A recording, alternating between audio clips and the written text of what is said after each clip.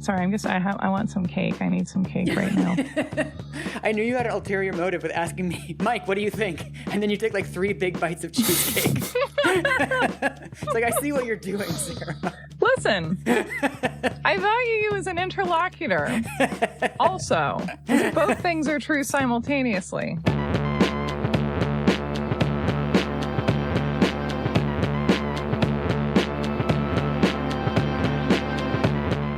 Welcome to You're Wrong About, the podcast that goes in a low-speed pursuit of historical truth. That's very good. Because of the Bronco chase. Yeah, I know. The best jokes are the ones you have to explain immediately afterwards. I think people got it. I trust our listeners to have understood that, but I'm happy that we're assuming no baseline of knowledge. I am Michael Hobbs. I'm a reporter for the Huffington Post. I am Sarah Marshall, and I'm working on a book about the Satanic Panic. And we are on Patreon at patreon.com/you'rewrongabout, and we have a cute merch store and lots of other places you can find us in the description. And we are picking up our O.J. Simpson saga today, which I realized this morning. What we're doing is telling a story in the O.J. cinematic universe. Yeah, we're like 8 hours into this thing, and we've only covered like 72 hours of time, and I want more. So, yeah, tell us about what has happened so far, and who have we met so far? And if someone perversely wanted to start listening to this series at Marcia Clark Part 2, Part 8 of the whole, like if they wanted to do that, how would we bring them up to speed? I mean, first of all, don't do that. Go back to the beginning. Secondly, we've met OJ and Nicole, who were in a 17-year-long, extraordinarily abusive relationship. The abuse culminated in, we believe, the murder of Nicole Brown Simpson on June 13th, 1994. The night of June 12th, 1994. Okay. And so far we have heard from Paula Barbieri, the woman who has decided to stay with OJ despite knowing something about his abusive past at this point. We've met Kato Kalin, the house guest who had a lot of chances to save Nicole and didn't, and fell into OJ's trust instead. And of course, we've met Marcia Clark, who is the prosecutor new on the scene and sort of watching this investigation unfold outside of her power. Yeah. And at the end of the day, you know, all of this has happened. And she's like, well, OJ is still walking free. There's all this evidence against him. The cops are being weirdly deferential. I don't understand why. But goes home and is like, I have a new case. And this is the happiest I felt in a long time. Right. That's where we left her, this little moment of euphoria. Yeah. So I wanted to start by talking a little bit about who Marcia Clark is as a lawyer going into this experience. Mm-hmm. And for that, I want to talk about the murder of Rebecca Schaefer. Okay. Do you know anything about that story? Literally nothing. So luckily, our friend of the show, Rachel Monroe, wrote a nice, succinct description of this case in her book, Savage Appetites, which I will read you now. Rebecca Schaefer was a rising star, building off a lead role on a CBS sitcom she'd landed as a teenager. Her fan mail included letters from an Arizona man named Robert John Bardo. It soon became clear that Bardo's interest in Schaefer was excessive. He showed up at the Warner Brothers set, once with a giant stuffed bear and once with a knife. Both times he was turned away by security. One of Schaefer's films, Scenes from the Class Struggle in Beverly Hills, included a scene of Schaefer in bed with a man. This enraged Bardo. It proved that she was, quote, another Hollywood whore, he explained later. Oh, my God. Bardo got her home address from her DMV records, sent his sister an ominous letter, quote, I have an obsession with the unattainable. I have to eliminate what I cannot attain. Then headed to L.A. one more time. On July 18th, 1989, he knocked on Schaefer's door and spoke with her briefly. She told him not to come back. An hour later, he returned. When she answered the door, quote, with a cold look on her face, as Bardo described it, he shot her in the stomach, killing her. And at the time, there are no anti-stalking laws in the country. This is what inspires California to enact the first anti-stalking law. 1989 is the year after I was born. Like, I find it amazing that, like, all of the country's anti-stalking laws are younger than me. Yeah. They're just hitting their 30s. Their knees are starting to go. My knees are fine, thank you very much, because I don't run. So when this goes to trial, Marcia prosecutes Robert John Bardo. Mm-hmm. How old is Marcia at this point? She's in her mid-30s. Okay. Here's what Marcia writes in her memoir, Without a Doubt, about prosecuting that case. Bardo was my first, quote, celebrity case. I didn't ask for it. It simply landed on my desk. The deputies at special trials do not, as a rule, clamor for big assignments like hounds after hush puppies, which is like, oh, all right. All right, Marcia. Our office has learned from hard experience that every celebrity case carries with it the potential for disaster. Though it can be a career maker, as the Manson case was for Vincent Bugliosi, it is just as likely to be a sinkhole, and the more Titanic the celebrity, the deeper the potential drop. When Bardo landed on my desk, I'd never really had any experience with the press. To me, the attention this case attracted only created annoying complications. The trial was covered gavel to gavel by a new cable network called Court TV. In the Bardo case, the fact that hearings were broadcast seemed to have little impact on the proceedings. The real problems began when TV and print reporters interviewed witnesses, causing several to drop out of sight before we could get to them. Journalists inevitably wound up telling their sources things about the case, which meant that the integrity of the witness's memory was compromised. Only after I sat down with each of them and did a careful remedial interview was I able to get clean statements unencumbered by hearsay. It was my job to convict Bardo of the heinous crime of murder while, quote, lying in wait, one of several special circumstances that can put a defendant in line for the death penalty. So Marcia writes about how she receives 2 hours of taped interviews between Bardo and the defense psychiatrist, Park Dietz. And Marcia, by watching the tape over and over again, notices that what Bardo acts out doing is different from what he says he does. So she writes, Bardo had claimed that the gun was in his bag and that when he pulled it out to look for something else, Rebecca panicked and grabbed the weapon. In the struggle, he claimed it discharged accidentally, killing her. But in Bardo's reenactment, he kept his right hand behind his back and drew it out as though he were holding a gun. That was the physical equivalent of a Freudian slip, something that would tip the court off to the fact that this was no accidental or impulsive shooting. It did precisely that. And so Marcia thinks that this is one of the things that allows her to win this case. That's like a real Perry Mason moment. It is, isn't it? She writes about feeling this profound sense of duty to Rebecca's parents, and especially, it seems, her mother, Dana Schaefer. And so she writes about being on the phone with her, kind of talking her through the process and through the trial, which ultimately does convict Robert John Bardo. Does she get the death penalty? No, he's given life without possibility of parole. Okay, so I'm sure Marcia's disappointed, but I'm happier about that outcome. Well, and this speaks to what I'm about to read to you, because Marcia talks about developing a relationship with Rebecca Schaefer's mother, and then also about, writing letters to her, expressing her thoughts and feelings about the case. And she quotes a letter in her memoir that says, even as I'm writing this, I'm crying again. As I feared, once you start letting yourself feel, it's an endless thing. If all goes well, the miserable, slimy piece of cow dung will be convicted of everything. I can offer only that I will do everything in my power to see that her loss is avenged. I cannot promise justice, because to me, justice would mean Rebecca is alive and her murderer is dead. What do you think about that? I mean, Marcia's kind of a carceral feminist. Yeah. She's part of the movement that we've talked about in the human trafficking episodes and in the victims' rights episode, these ideas of retributive justice, that murderers are pieces of shit in this sort of simplistic way, and we should be throwing the book at them every chance we get, and that the definition of justice is this kind of eye for an eye, a woman is dead, so a man must be dead kind of framing. Yeah. And I mean, what do you think about that? I mean, it's just complicated. Like, I like Marcia, but she's part of a culture among prosecutors that I think has this framing. I mean, I don't know where people go to prosecutor school, but like, it seems like a pretty widespread belief among prosecutors that this is what the justice system is for, and this is what justice as a concept is. Yeah. I think people go to prosecutor school by working for and studying under other prosecutors. Yeah. And yeah, I mean, I feel like this letter embodies the crux of my complicated feelings about Marcia Clark, which is that, like, I think it's very bad that we live in a society where it's considered normal behavior for a prosecutor to refer to the defendant at a trial as a slimy piece of cow dung. It's like, find me a non-slimy piece of cow dung for a start. That's just overkill. We've accepted that in the system we have, it's normal for the system itself and the people who therefore embody it, that we consider it normal and fine for them to express this hate and this anger and this impartial, often the desire for some kind of cruelty. Right. And I don't like that. And I don't like that it's normalized. And I think that it's horrifying that we live in a society that claims to be humanitarian and that has, aside from every other contradiction to that theme, that for its entire existence has thrived on the assumption that there is this class called the criminal.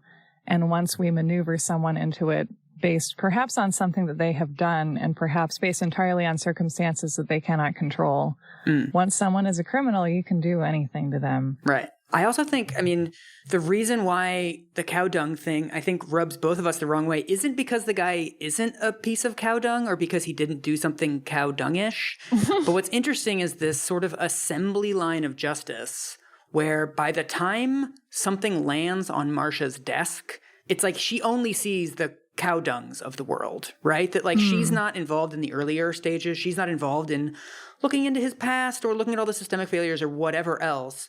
That her role in the assembly line is to take the pieces of shit and get the worst consequences for them. That's her role. So it makes perfect sense that she would describe him that way and that she would speak in this way that, frankly, if a random person said this stalker guy killed this woman, what a piece of shit, I'd be like, yeah, what a piece of shit. I don't mind language like that from sort of lay people. I think it's fine to have that view.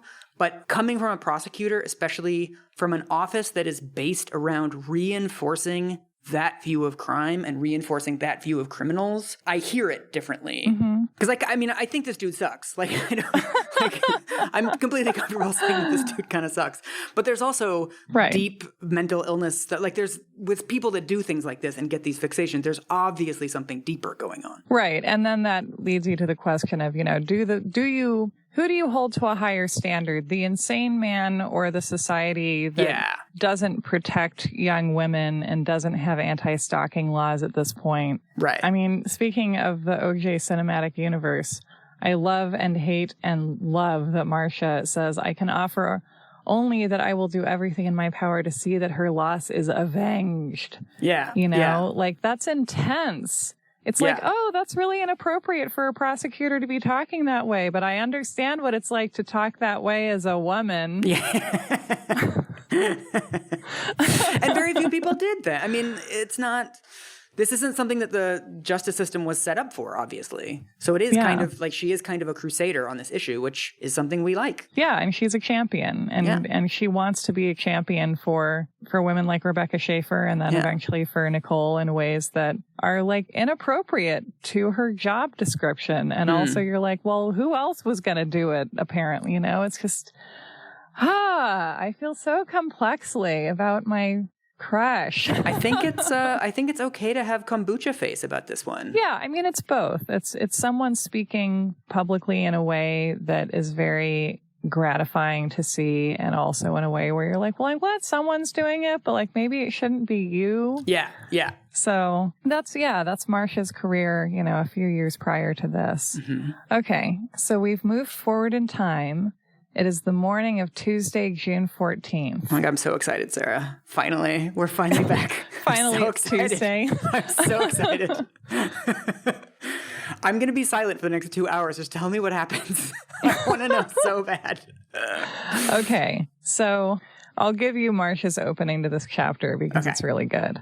So the chapter is titled, God, Do We Look Like Morons? And it opens, Marcia, it's crazy here. It was the delicate, nervous voice of Suzanne Childs on my car phone. I'm weaving in and out of lanes, trying to balance the handset against my cigarette. The damned window on the driver's side won't roll up. I'm struggling to hear her over the traffic. You won't believe what's going on. Calm down, Suzanne. Just calm down. Suzanne is our conscientious and permanently agitated media relations director. This is her third call to me that morning, and every one has been urgent. The press was hounding Gil for details about the Simpson case, she said. Please, did I have any more info I could pass along? I love all these 90s details of the car phone. I'm imagining her in a convertible, although I'm sure that's not the case. and like a long cigarette, like a long menthol cigarette. I would guess that Marcia smoked normal length cigarettes, but what do I know? That's my own personal mental image.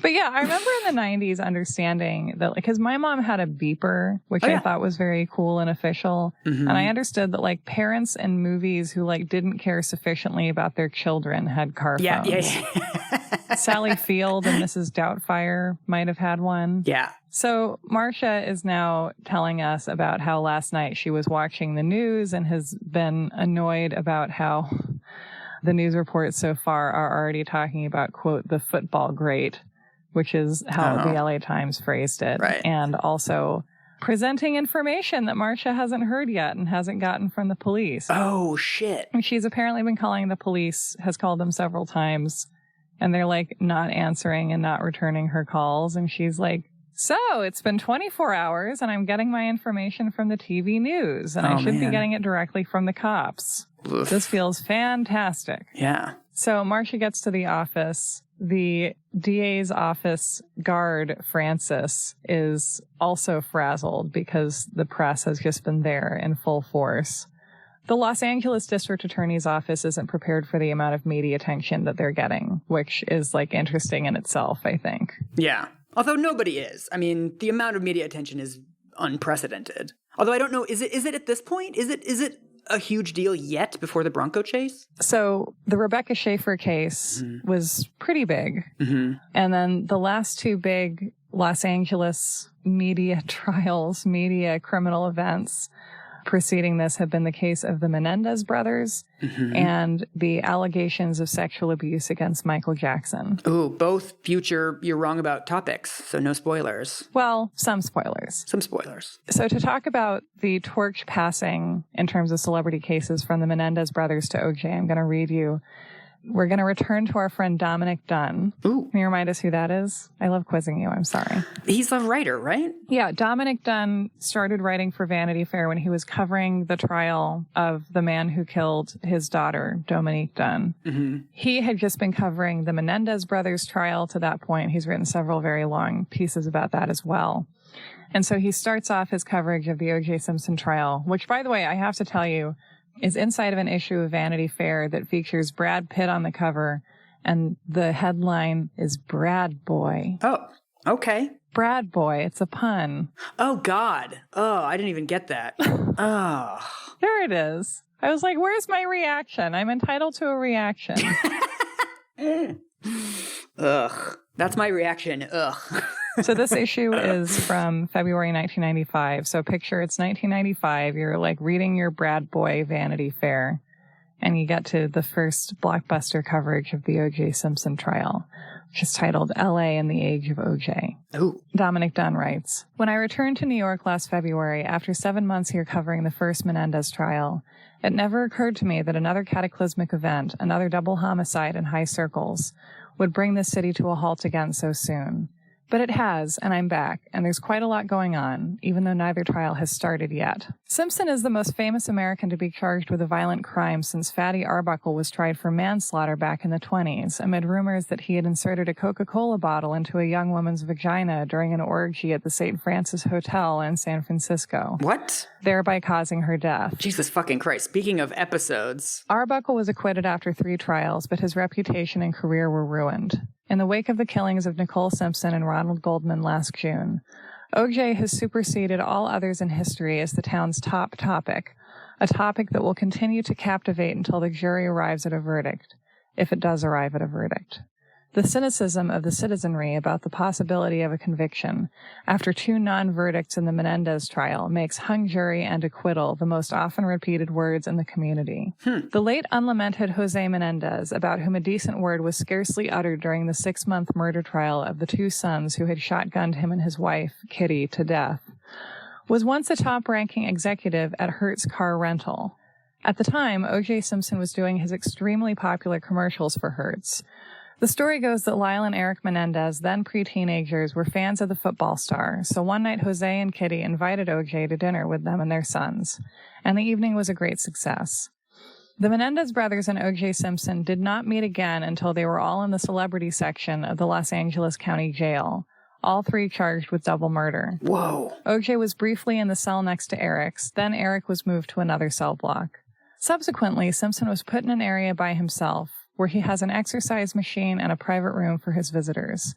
Even in jail, the Menendez brothers have been upstaged by the star quality of O.J. Simpson. Wow. What a weird cosmic crossover. And, maybe that story about him coming to dinner is apocryphal, but, maybe not. It doesn't seem implausible, right? Yeah. He liked executives. That was the class of person he spent probably the most time around. I just assume that once you reach a certain level of net worth, every other rich person in your neighborhood just comes by and introduces themselves with a tray of brownies. Like in Curb Your Enthusiasm. Yeah.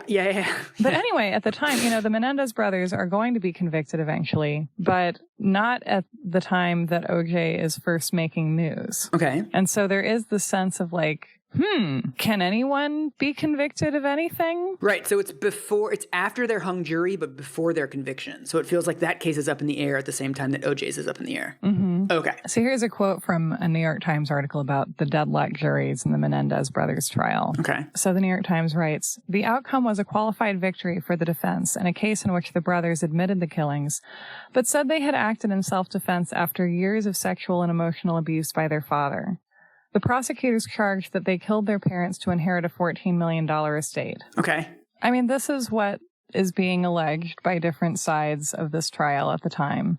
The response to this in the media among the public is pretty varied, and it's interesting to look at that response and see the kind of directions that people take that conversation. And one of the directions taken by one of those people, who is a middle-aged, ginger-haired lawyer named Alan Dershowitz, is to write a book called The Abuse Excuse, about how everyone is trying to get away with everything now and saying they were abused, and it's terrible. Oh, dude. He's concerned about the fact that people are just going to murder each other like they want to do anyway, and then say, no, I was abused. It's fine. I can do whatever I want. And that's his big concern for the direction he thinks or is claiming to think that society is going to go. Yikes. But I mean, I guess tell me what you think about that. I mean, he sucks. That's a sucky. That's a sucky explanation. I mean, the idea that people are faking a motivation related to their abuse as opposed to actual trauma based on their abuse is just completely ascientific. I think one of the big changes in media since then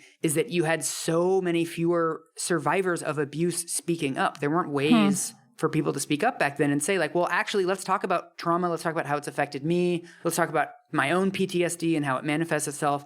You just didn't hear that as much anymore. And so the media landscape, it seemed like, was really dominated by people who could cast domestic abuse and child abuse and everything else as this kind of urban legend. Yeah, and it feels like there's this tone of yes, abuse exists, but it's very rare and it's not that serious. Right. And you shouldn't use it as an excuse to do bad things, because that just means you just wanted to do bad things, and you're on you. Yeah. But it's also very interesting that here he is railing against the jury's leniency for the Menendez brothers when quite soon he's going to be joining a legal team that is defending O.J. Simpson, and whose argument has to encompass the territory of he didn't do it, he was framed. And if he did do it, he could have been framed. Then can we really blame him? Because look at how his wife was behaving. Right.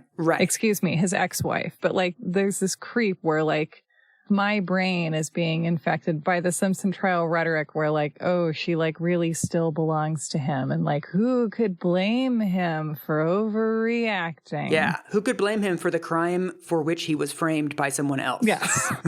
The defense gives jurors and the public many possible threads to hang on to in their defense of OJ. And one of them is she was having sex with other people, and how could he possibly stand that? Which is not the abuse excuse, but it's the someone else was living their life and I couldn't handle it defense. Right. I'm not saying he did it, but if he did, it's that kind of thing, right? Yeah. Which I don't know if Alan Dershowitz is spinning that kind of tale in his own personal involvement in this trial. He's more well known for advancing the theory that Nicole was targeted by a Colombian drug cartel that was attempting to take out Faye Resnick and killed her instead. I mean, I've heard LA is a hotspot for human trafficking, so it makes sense that they would have gotten caught up in that world. Right. But let's get back to Marcia. I'm on the edge of my seat.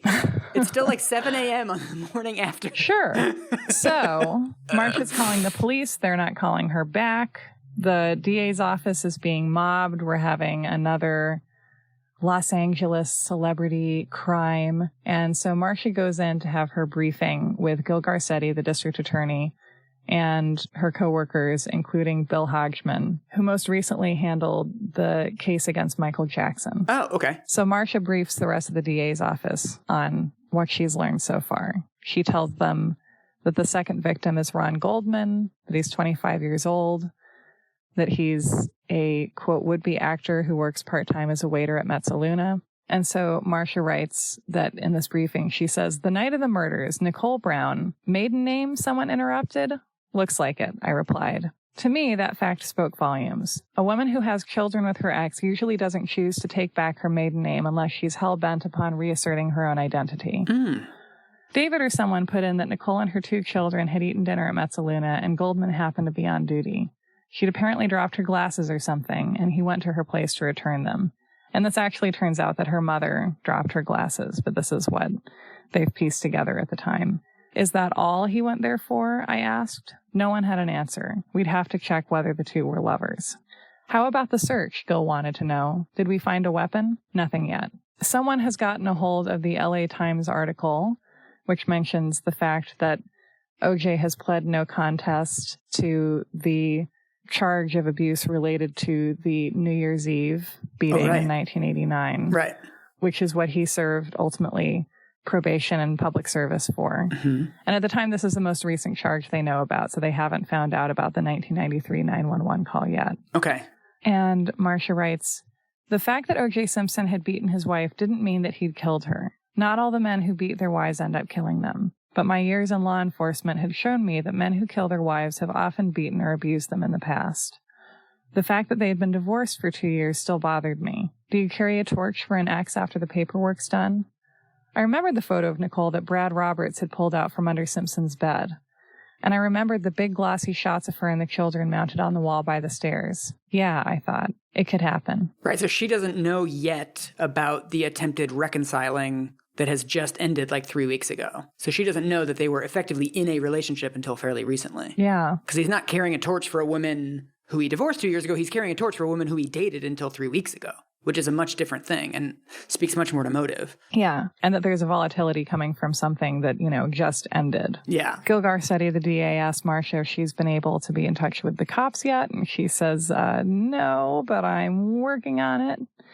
And finally, she gets a call at noon from Phil Van Adder, who, according to Marcia, says, it's the brass, Marcia. They don't want us talking to you. And Marcia says she lets loose a, quote, choice expletive. Okay. It's a book, Marcia. You can just say what the expletive is. We're all adults here, Marcia.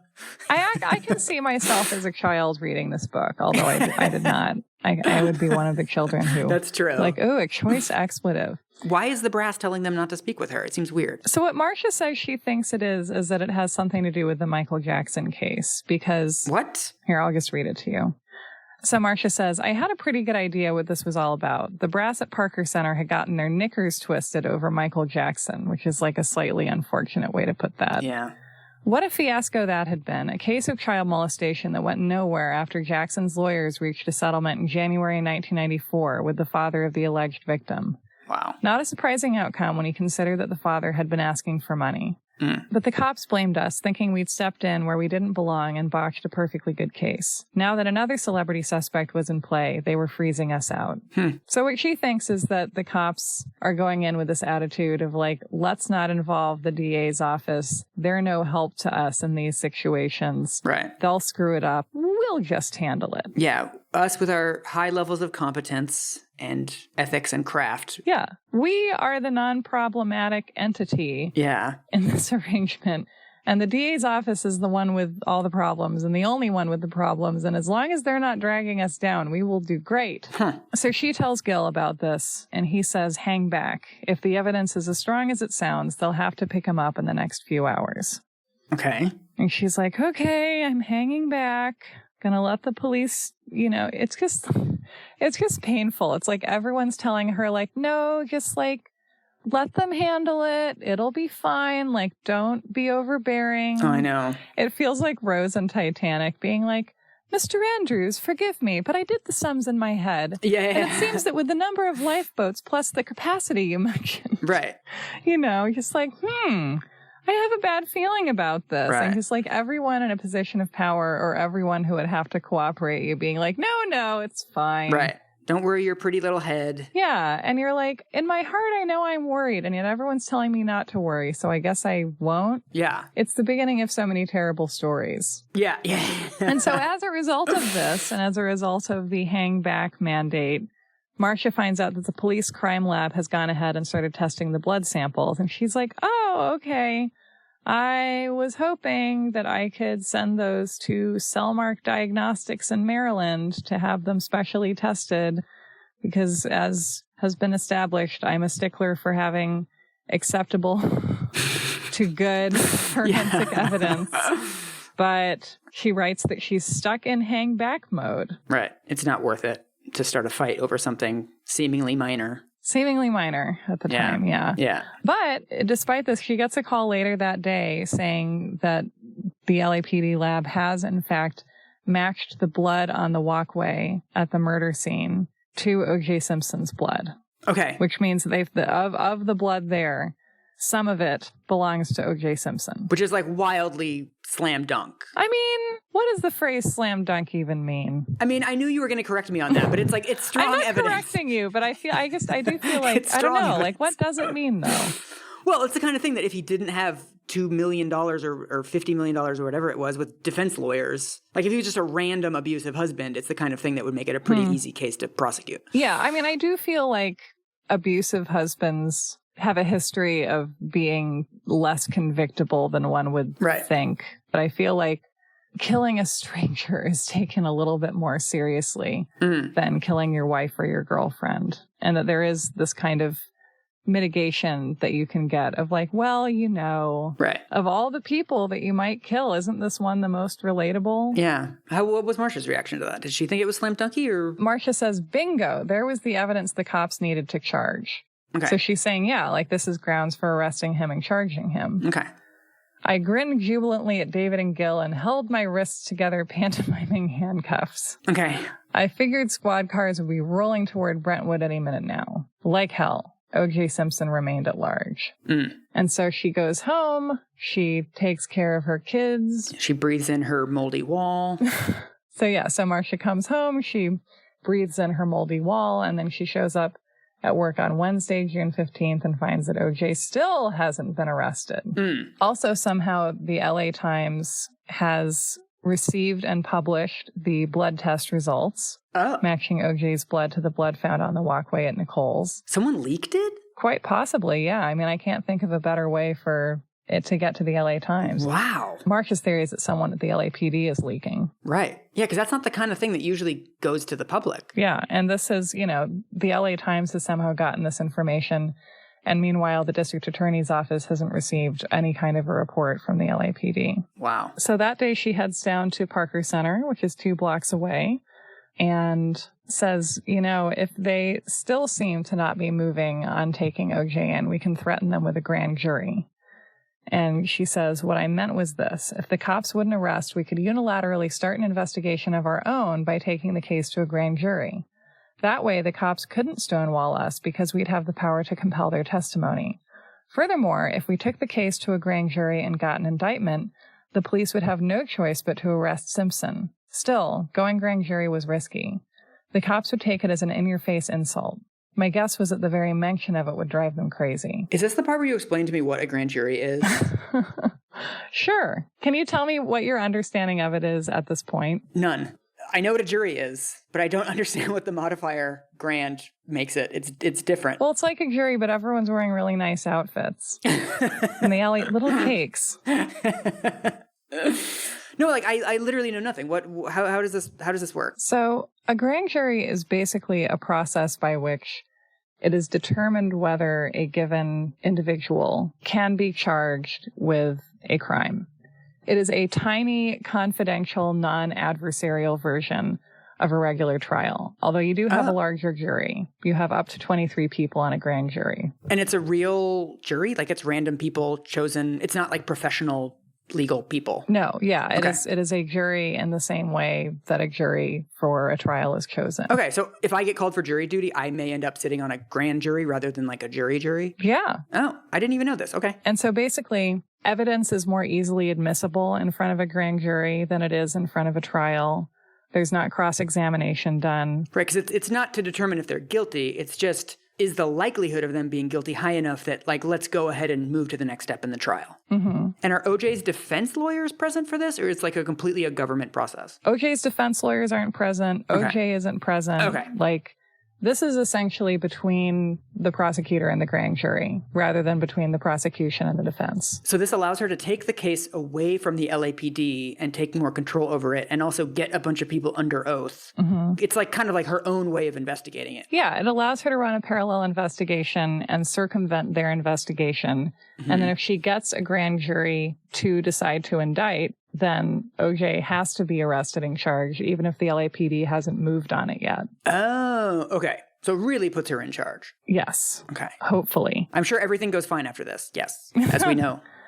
And another key thing here is that the grand jury proceedings are confidential, which means that you can get a witness under oath very early on in the game, which is especially useful to Marcia because pretty early on, she's like, we need to get this Kato Kalin guy locked in. Yeah.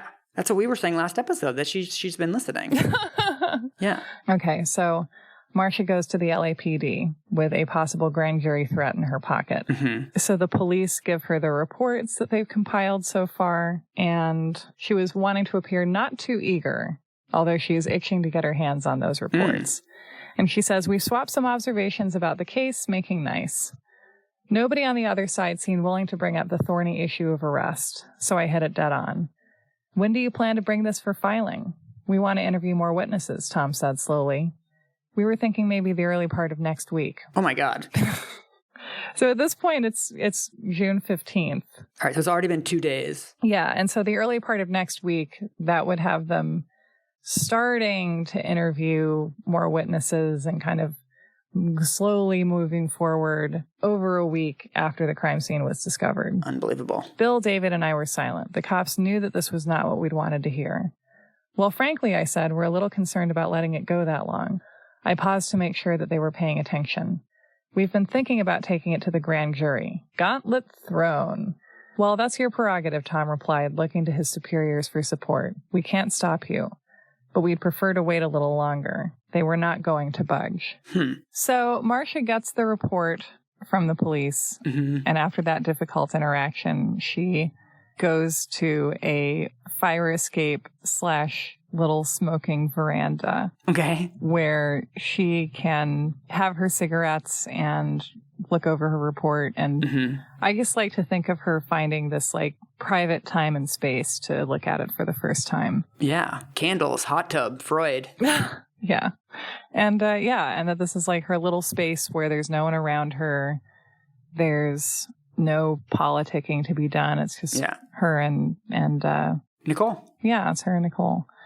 So Marcia writes, now I learn that Nicole, upon whom death and the medical examiner had bestowed the designation decedent 9405136, had been found at the foot of the stairs at the front gate. She was in fetal position on her left side, wearing a backless black dress, no shoes. Her arms were bent at the elbow, close to the body. Her arms, legs, and face were stained with blood. The coroner had found a, quote, large, sharp force injury to her neck. Ron Goldman, decedent 9405135, had been found to the north. He'd fallen or been pushed backward and was slumped against the stump of a palm tree. He was wearing blue jeans and a light cotton sweater. Lying near his right foot was a white envelope containing a pair of eyeglasses. Goldman had injuries to the neck, back, head, hands, thighs. He'd apparently put up a fierce struggle. I absorbed the contents of these reports without emotion. Over the years, I'd learned to do that. I imagine that emergency room physicians approach their work the same way. First, treat the symptoms. Only after the bleeding stops, notice the human beings. I knew with painful certainty that if I caught this case for keeps, the deaths described in these pages would become personal. And, like it or not, I would begin to grieve for the victims, just as I'd written to Rebecca's mother, Dana Schaefer. Once you start letting yourself feel, the misery is endless. Murder weapon? No sign of one yet. The cops had checked trash receptacles and luggage lockers at LAX and were in the process of searching the fields around O'Hare. Whoa. Time of death? Coroner's still working on that. Suspect? I lit up a Dunhill and took a deep drag. Then, we need to get the visual. Then, on a clean sheet of yellow notepaper, I wrote O.J. Simpson. After that, alibi. So she goes through the rest of the report and then gets to the statements thus far of Cato Kalin and of Alan Park, the limo driver, who shows up at O.J.'s house at 10:25, rang the buzzer at 10:40, got no answer, called his boss when he was confused about what to do when O.J. was late coming out at 10:50, and who was therefore able to testify to the fact that there was no answer inside the house, then O.J. didn't seem to be in it. So Marcia writes, according to my rough calculations, Simpson had been off the radar for close to an hour. If Nicole Brown and Ron Goldman had been killed as early as 10:10 or even as late as 10:40, Simpson would have had time to drive the 3 miles or so from Bundy to Rockingham. From where I was sitting, O.J. Simpson had no alibi. And still, the police would not arrest. Right? I feel like thinking about the actual maneuverability that each individual person in this kind of system has is important to all of this, because we tend to imagine, I think because we hope that such a reality exists, that when people make bad choices or appear to make bad choices, that, something better was within their reach. And I think that if you're working within a large bureaucracy, then the choices available to you are much smaller potentially than common sense would seem to indicate. Right. And you have to maintain institutional relationships with these actors. So she can't just be like, no, fuck you, LAPD, I'm going to do what I want, because she has to work with these people in the next case and the next and the next. And so she might be putting long-term health of the relationship in front of doing right by this case, which is something we all do all the time. And it's a completely normal thing to do. Yeah. And a necessary thing to do. Yeah. I think this is probably also why we love these Tony Stark Iron Man characters who get to be like, I'm better than everyone at everything, and I'm rich. And I'm right. And I have the means to force people to recognize that I am right. Because I don't have to cooperate. Right. Because we all feel that same frustration in our own lives and our own work selves all the time. Yeah. And maybe that's why we hope that eccentric tech millionaires will save us. Won't they, Sarah? Won't they?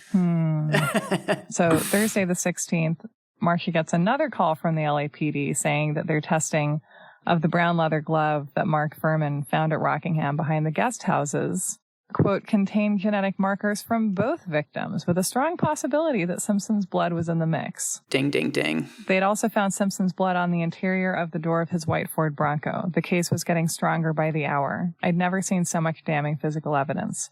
What were the cops waiting for? A sign from God? And so this is the day that O.J. is attending Nicole's funeral. Okay. And Marcia watches it on TV and sees footage of O.J. making what she calls a plausible show of grief. Okay. And then this is her talking about something that a lot of our listeners have been curious about, which is what happened to the kids on the night of the murders. Marcia says, I felt a jolt of revulsion when I saw him steering his 2 children toward the beer. They looked so innocent, so trusting.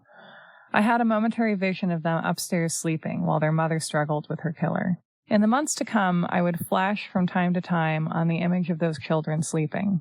Several weeks after the murders, I finally received a report I'd been requesting from Officer Joan Vasquez. She'd been assigned to escort the Simpson children out back through the garage, never allowing them close to the crime scene.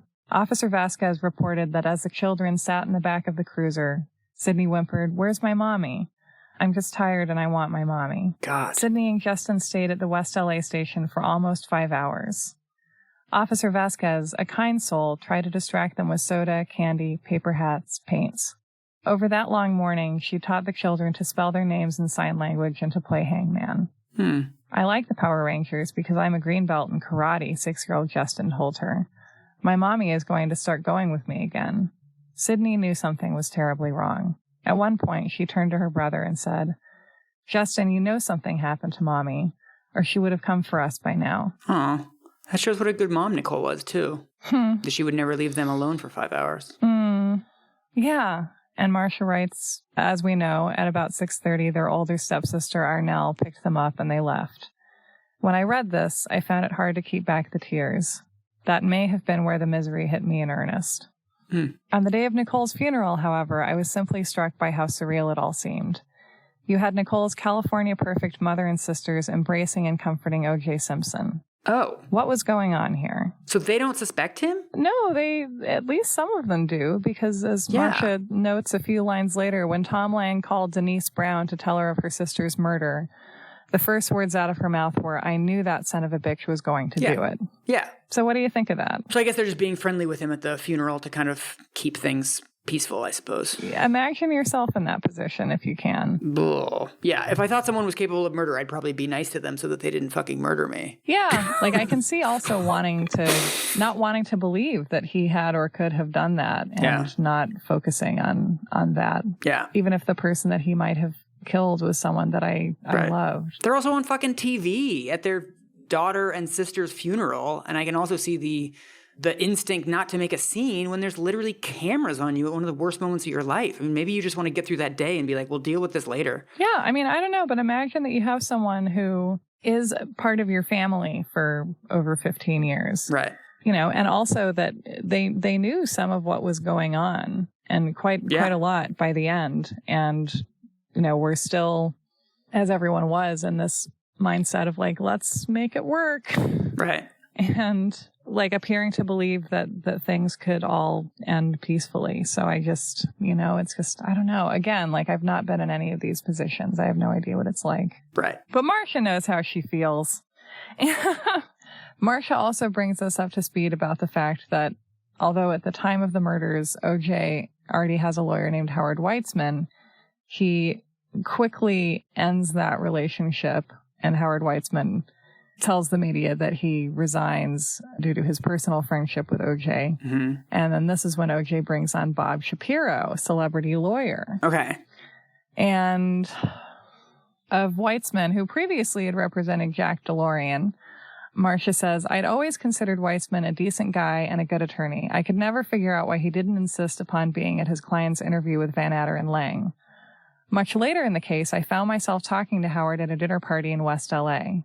He told me that he'd cut out because the cops threatened not to talk to Simpson if he had an attorney present. Ooh. That made no sense to me. What really happened, I suspect, is that Simpson's colossal ego, combined with his confidence in his ability to sweet talk and manipulate cops, had led him to dismiss his own attorney from the interview. Weitzman, of course, would have had no choice but to comply. Right. So OJ has hired Bob Shapiro, and Marcia's response is like, okay, this is really like Tina Sinatra's lawyer. That's great. Like, he's certainly not a litigator.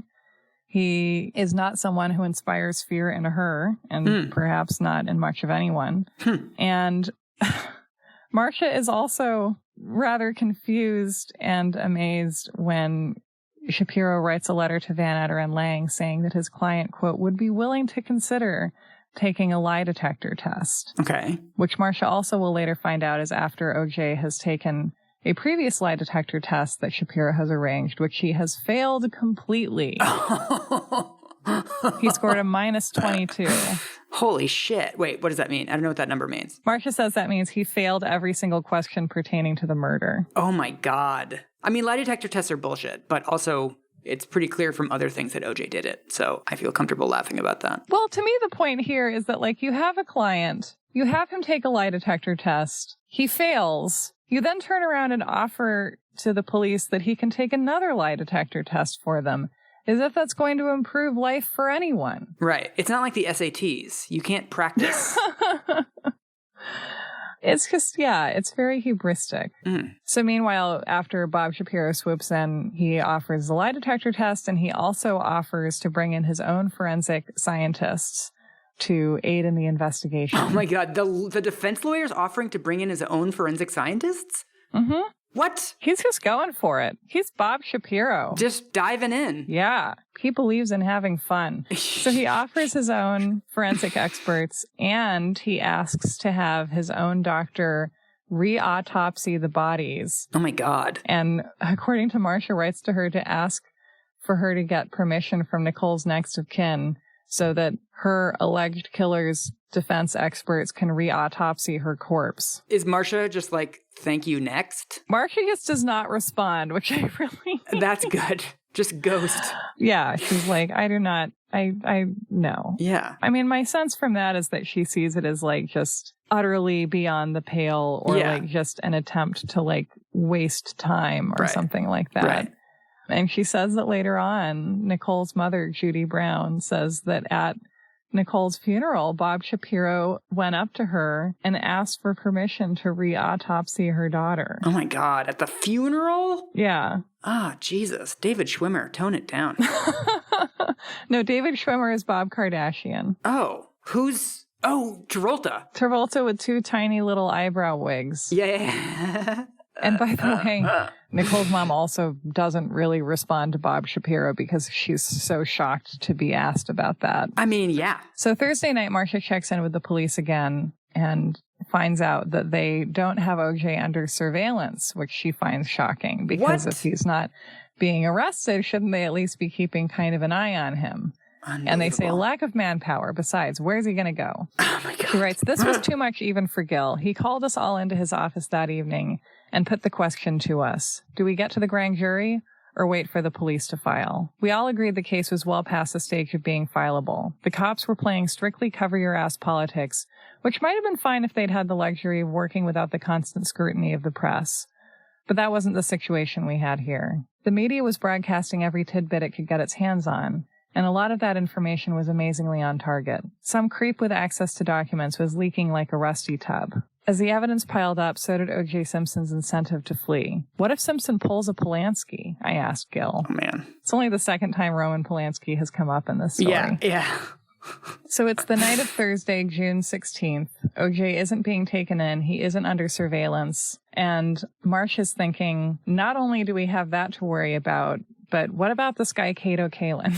Right. Who has spent the past 4 days as the most crucial potential alibi witness, and also someone who's, you know, as we have seen from our Kato episodes, just sort of like palling around with OJ and spending time with him, and very much in his circle and accessible to him if he's concerned about what Kato might say. Yeah. And so Gil Garcetti makes the decision to convene the grand jurors on Friday afternoon and bring in Kato Kalin and hear his testimony. And that he's going to be one of the witnesses who testifies before the grand jury. And they're going to go ahead and convene the grand jury because the police aren't moving and someone has to. So they're pulling the lever, they're taking it away from the LAPD, and they're just going to start this parallel process. Yeah. And the LAPD, like, they still have their investigation that they're very slowly doing. But it's like the thing where, like, yeah, you're doing a group project and someone just is like, I will take this to the binder place. Yeah. Yes. So when is the Bronco chase again? This is June 17th. How much time do we have till the Bronco chase? This is the night of June 16th. Okay. So they're saying, okay, let's convene the grand jury for Friday afternoon. We're going to get Kato Kalin in here in the morning and prep him, and then take his testimony Friday afternoon. Okay. The Bronco chase is also on Friday afternoon. Oh, Convergence. Okay. So someone on Twitter, because we mentioned that we were going to be talking about grand juries in this next episode, was like, I hope you don't skip the Bronco chase and go straight to the grand jury. And I was like, wouldn't you know it? The grand jury convened first. But Kato is the impetus, it seems, or one of the impetuses for them deciding to convene the grand jury, because he's someone whose testimony they know is vulnerable to tampering. Right. And if they have him testify before the grand jury, then they can get that on the record and get that locked in so that by the time they go to trial, if he tries to change what he says, then they have him on the record months before. Right. Get this Labrador in, get the information out, and then we'll have it when we need it. It is also at this meeting, big meeting, where they decide to convene the grand jury, that Marcia's colleague, Frank Sinstedt, says, so does Marcia have the case? And Marcia's like, do I? Oh, okay. And Gil Garcetti says, Marcia has the case, but not alone. She's going to do it with someone else. And Marcia's like, oh, I am so happy for them. Okay. And basically her response to this is that it feels to her like Gil doesn't fully trust her. And that if he thought that she could handle this case and trusted her track record as a prosecutor and trusted her to handle something of this scale, then he would just go ahead and put her in charge of it. But instead, he's putting her on a team. Is this where we meet Chris Darden? No. Marcia's first partner in this will be Bill Hodgman. Oh, the Michael Jackson guy. Okay. The Michael Jackson guy, which I'm sure he absolutely loves to be called. Yeah, I mean, it almost seems like they should, if anything, have more people on this. I mean, there should be like 50 people working on this case. Well, the defense team is going to have like 8 million people on it at one point, including Mr. Alan Abuse Excuse Dershowitz. Yeah. And then it turns out that once word, presumably very quickly, reaches the LAPD brass that the DA's office is going to go to the grand jury, they, according to Marcia, are like, oh, maybe we should bring in that Simpson guy. Yeah. And so the rumors Marcia is hearing on Thursday night is that the LAPD is negotiating with Bob Shapiro to allow OJ to surrender voluntarily. Right. Which Marcia does not like. I'll bet. She says, on one hand, the idea of a negotiated arrest made me nuts. Once again, OJ Simpson's celebrity status had gained him a legal advantage. A negotiated voluntary surrender signals to the public and potential jury pool that the suspect is someone who deserves special privileges. I'd much rather see a righteously arrested suspect step out of a squad car in handcuffs. Still, my annoyance was all relative. Compared to the act of cutting him loose in the first place, a negotiated surrender was a minor outrage. If it worked, we'd all be happy. Right. So, yeah, again, I feel like maybe this is a similar argument to, you know, when normal people get arrested, they just have to be perp walked around. Right. And so why does O.J. Simpson get to have it better? Which speaks to my own personal philosophy once again that we should treat everyone as a fair Felicity Huffman. I think that's a good stance. And also, OJ came in the most humiliating way possible, in that he turned himself into a fucking 3-hour-long national TV event. So it all worked out in the end. Kind of. I mean, there's a lot of talk at the time about whether the Bronco chase, like, did it make him look more guilty? Yes. Did it also make him look more sympathetic? Oh. Potentially, yes. Okay. So it's the morning of June 17th, and Marcia begins the day by sending some detectives to serve Kato Kalin with a subpoena and bring him in to prep for his grand jury testimony. And I'm going to leave it here for now with this clash of the titans. Oh, okay. So she's bringing him in, and she's taken her first step of independence from the LAPD. Yeah, we're about to see Marcia and Kato face off, and they will each have a very different depiction of the same interaction. Oh, okay. First time that's happened on our show. So, what do you want to leave us with? What should we conclude from all this? I don't know. What do you think? We've got Marcia increasingly frustrated. We've got the LAPD increasingly incompetent. We've got OJ's defense team increasingly hubristic. And we've got Kato, who doesn't know any of this is happening, which is very on theme. And Kato, who is being brought in after the weirdest week of his life. Yes. And is just gonna do his best. And we still didn't get to the Bronco chase. Still somewhere in the distance. I mean, I don't know what everyone's complaining about. We've started it. We've gotten to like the middle of it. That's true. There's not a lack of Bronco chase. We're actually living in a timeline where the Bronco chase has been happening for months. Like our entire lives are Bronco chase. Has anyone thought of that? Listeners, we've already gotten to it. Calm your emails. You've been in the Bronco chase this entire time. You're there. Who should we go to next? I mean, I want to pick up with Kato and Marcia. Yeah. But There's also, like, we haven't talked about Paula in a while. I mean, it's up to you. I'm along for this journey. I have been avoiding spoilers. My dad has actually been totally down a Marcia Clark rabbit hole. Really? He's read all of her, like, noir detective novels and stuff, and he keeps trying to tell me about her memoir, and I keep having to shush him because I don't want any spoilers. And you're like, no, it's being read to me in tiny increments by a woman who lives in a closet. Yeah, because he keeps being like, well, the most surprising part of the book is when Marcia on trial does that. And I'm like, stop. No. You're like, Dad, please, I will be ready to discuss that in 2 years. Yeah, I know. So eventually I will be on speaking terms with my father again. But until then, I'll just have to wait for you to tell me in little teaspoons. Welcome to You're Wrong About, the show where families are torn apart by our inability to cover historic events in a timely fashion. Yes. So, yeah. The Bronco chase is still happening. It's always happening. Marcia's desk is not clean. Marcia's desk will never be clean. We've transcended linear time. Just do what you will with that.